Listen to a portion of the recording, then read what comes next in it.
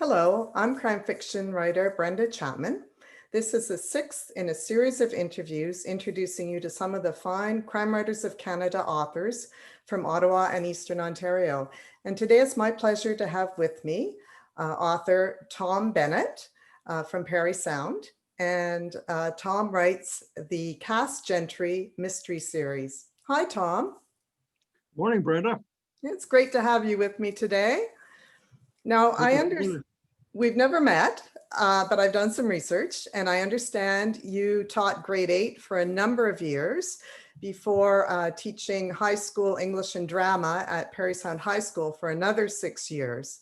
And you also ran summer theater in the Muskokas for 20 years with professional actors and directors. So you've had a really creative and interesting career.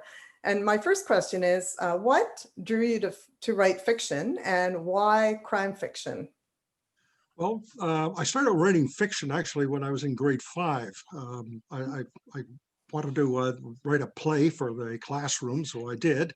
My grade 6 teacher, who also became my grade 7 teacher, encouraged me in that because he not only was interested in teaching as a teacher, he also loved the theater as well. So he in the future became my mentor in both wanting to be a teacher and being in the theater.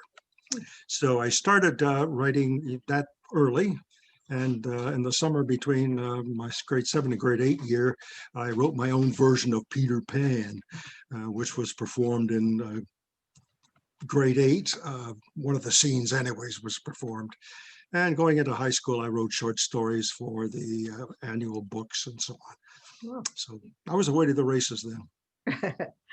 Now, Cass Gentry first appears in the novel The Death Merchants, followed up with The Man with Hemingway's Face. I love your titles. He also appears in several short stories. Could you describe Cass Gentry and how you came to create him? Well, let's see. Cass Gentry was born in Southern Ontario in a small city, 25,000 people. His father sent him to a military academy in upstate New York to finish his high school training and to toughen him up. He enjoyed the experience and living in the States so much that he stayed on and did his bachelor's work at New York University. When the Korean War came along, he joined the American Army, was centered out for special ops training, became a war hero, came back, worked for a year in Washington. And after that, then he decided that he wanted to set up his own private detective agency. When we first meet him in 1959 in The Death Merchants, he's 29 years old. He's 6 foot, 6'1", dark hair, emerald green eyes, wears black most of the time, drives a Jaguar XK140, black also. And yeah, that's sort of a rundown on Cass. He was born in Southern Ontario, and the rest is, as I've told you. Yeah, he's not, well, he's someone you'd like to have living next door to you, maybe. So as you said, The Death Merchants is set in 1959 in New York City. What attracted you to write about this time and place? Well, it was sort of a halcyon year for me. I was on the cusp of jumping from adolescent to a young adult. I liked the music. I still do. Rock and roll, calypso, folk music. I like the costumes, the clothing of the time, the cars, especially the music. I find it very evocative, and in my stories, all of that appears. If he's driving in a car, there's some rock and roll music playing, or if he goes into a restaurant, the jukebox is playing. It could be Buddy Holly, or it could be Elvis, or it could be the Everly Brothers, that sort of thing. And everything is accurate to the period. And why New York City? That's an interesting question. I met a young girl when I was 13 down in Miami on vacation, and we became good friends. And I spent time visiting her. She lived in New Jersey, and we would visit back and forth. And her dad was a director at NBC, which sort of tweaked my interest, of course, because of love of the theater. So Mhm. NBC. And I would go into town with him and got to know the area very well. The NBC studios, the restaurant, the Rainbow Room on top of the building, that whole area. I got to know Greenwich Village quite well, where Cass Gentry actually lives now. And yeah, it became a romantic thing for me. I love the Broadway theater, and again, everything that I put in my novels is accurate historically. I think we could do another whole video about your time working with the actors in the summer stock theater in the Muskokas, but Uh, that would be another video. Another one, sure. Now, Amazon places your books into the category hard-boiled mysteries and also cozy mystery, and you've also called them thrillers. So would you say that your books are hard-boiled, cozy, mysteries, thrillers, or all of them? And how difficult is it to balance all of the components? Well, it sounds pretty schizophrenic, I guess.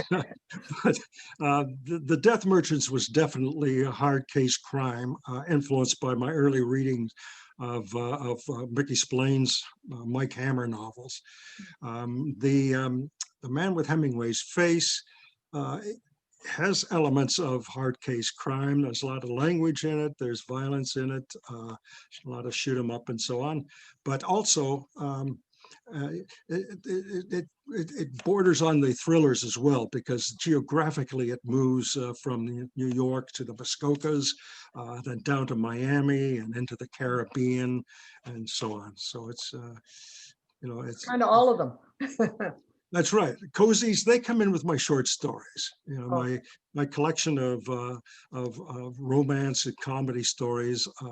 It's called Promises. They're cozies. My Christmas collection of stories, they're all cozies, and so on. okay. Now, authors on occasion are asked to give the 1-minute elevator pitch. Could you please pitch your latest release, The Man with Hemingway's Face? That's really a tough one. Allegedly, Ernest Hemingway committed suicide in 1961. But I started with the premise of, what if he didn't commit suicide? What if the man who committed suicide was a lookalike who was engaged by Hemingway to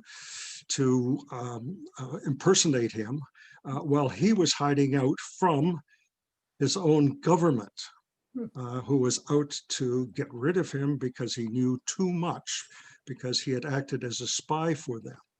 And in truth, Hemingway actually lived for another 20 some years and died in the 1980s. Hmm. That was my original premise, and the story goes from there. Wow, sounds really interesting. So in addition to the novels, as you've mentioned, you've also written numerous plays and short stories, some serious, some comedic. Which genre gives you the most pleasure and satisfaction? That's a really good question. I really enjoy the short stories the most, because I can knock off a short story in a couple of weeks.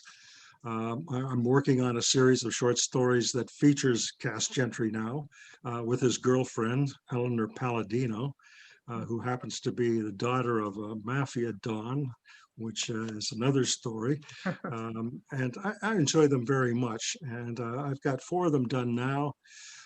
And another 4, I'll be able to put them in a book. Yeah, that sounds great.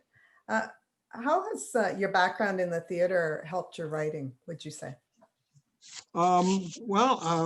Studying a script to be an actor, and then writing plays, and I have written and published 5 plays.